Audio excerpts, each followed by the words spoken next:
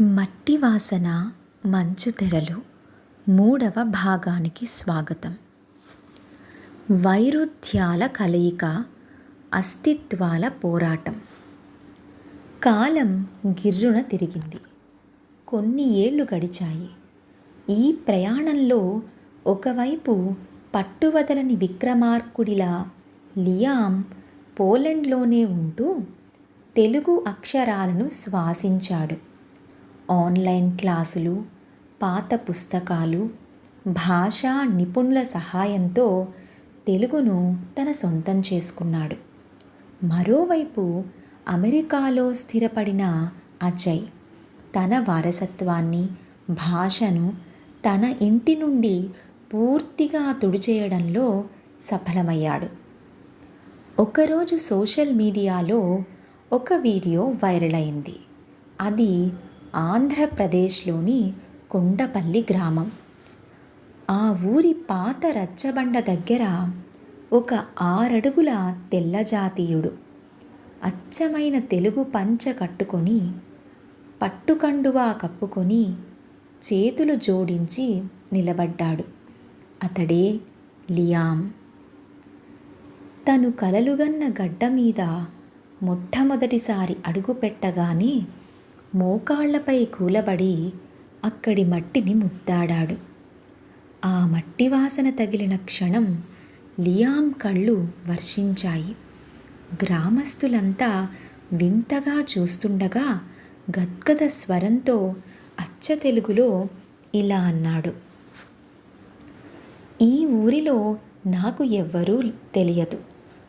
నా ముత్తాత రామయ్యను గుర్తుపట్టే కళ్ళు ఇక్కడ లేవు. కానీ ఈ గాలిలో నా రక్తపు వాసన ఉంది. ఈ మట్టి నా పూర్వీకుల చెమటను దాచుకుంది. ఇక్కడికి వచ్చాకనే నేను పూర్తి అయ్యానని అనిపిస్తోంది.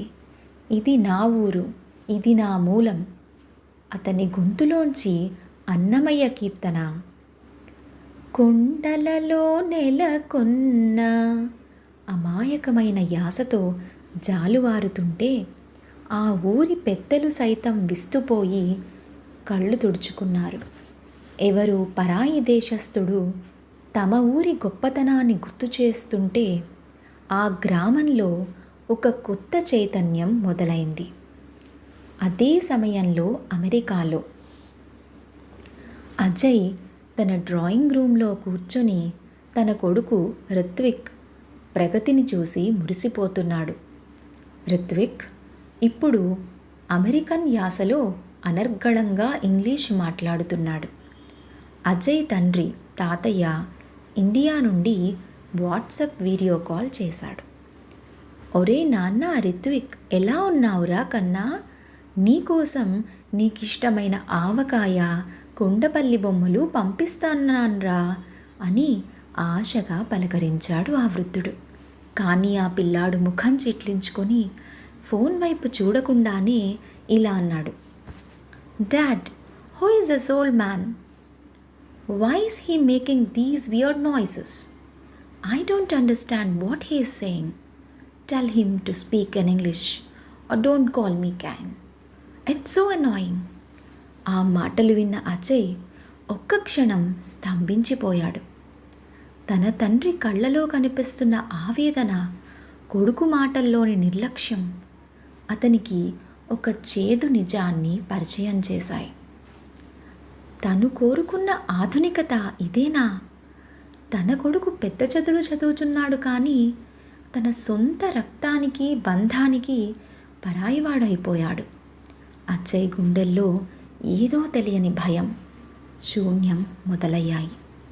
తను ఇన్నాళ్ళు కష్టపడి నిర్మించిన మంచు కోటలు కన్నతండ్రి కన్నీళ్ల వేడికి కరిగిపోతున్నాయి.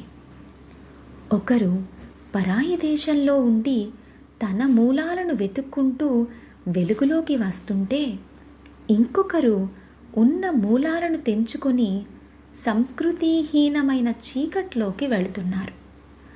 అజయ్ ఈ పరిస్థితిని ఎలా ఎదుర్కొన్నాడు? లియామ్ ఆ ఊరిలోనే ఉండిపోయాడా? వారసత్వానికి నిజమైన వారసులు ఎవరు? 4వ భాగంలో చూద్దాం.